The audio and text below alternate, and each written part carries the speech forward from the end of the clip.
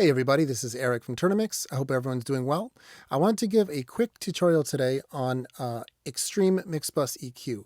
Now, what does that mean? Well, I did a lot of EQ on this mix, and most of it was on my Mixbus. And there's a lot of advice floating around on the internet saying, don't boost too much or don't use too much EQ in general. Take it easy. And while I do agree that a lot of times mixing should be a less is more process, I also think that sometimes you need to dig in and really make something happen. And if it means using a lot of EQ and it works, sounds good to you, then go for it. So let me show you, before I even play the song, what I've got for EQ on my Mixbus. I've got clairphonic, okay, doing a lot of shimmer and a lot of this this lift kind of function. So these are two high shelves, okay. Then I've got hammer doing quite a bit, decent amount anyway, of 800 hertz, as well as some 3.5K. Okay, then I'm going to skip this one because this is just saturation. Then I've got the black box on, which is another saturation plugin, but it also has the air function on. Okay, so that's also adding more high end.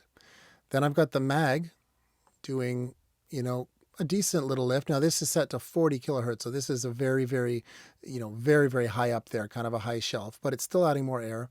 And I've even got this high shelf set to 2.5K, okay? And then I've got a Pultec.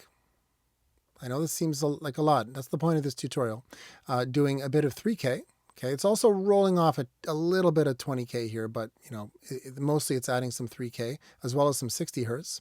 And then even at the end, I decided it was a little lacking in low end, so I added a very small boost with Pro Q3. So 6 EQs on the Mixbus.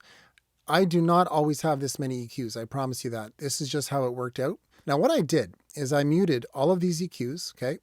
I took off, in the case of the black box, I just muted the air function, okay? And I took off all the EQs like this, and I printed a new mix, okay? And we're going to compare them now and just hear what the EQs were doing. Here we go. Okay, so I have reference pulled up here. If you don't know what this plugin is, it's just a great way to compare two mixes. So my original mix here, okay, when it's set to this side, this is playing the mix that it's in the session here with all the EQ. And the reference mix is the mix that I bounced with no EQ.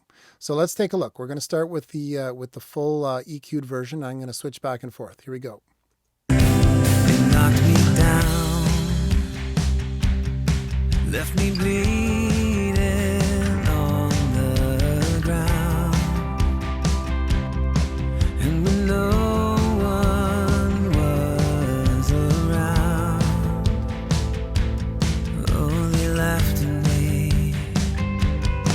But if life is one big disappointment, well, then maybe I'm doing this thing right. But if this all points to something bigger, then I'll get back up and fight. I'll get back up and fight. I'll get back. Okay, wow, what a difference. I mean, that is extreme. And, that's what it took for me to get this mix to where I thought it sounded good.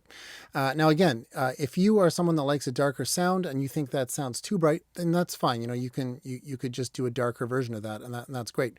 But you can hear that with all the EQs on, it sounded like something that probably, I think, at least could be on a record.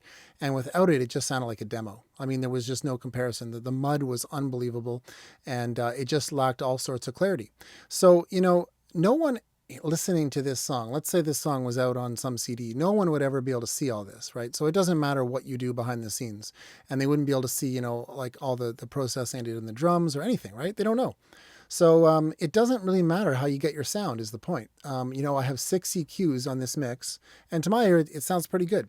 So I hope that gives you guys some confidence to just do what it takes to get your mixes to where you feel they sound good without being afraid of what you're seeing on the screen. Thanks a lot, guys. Take care.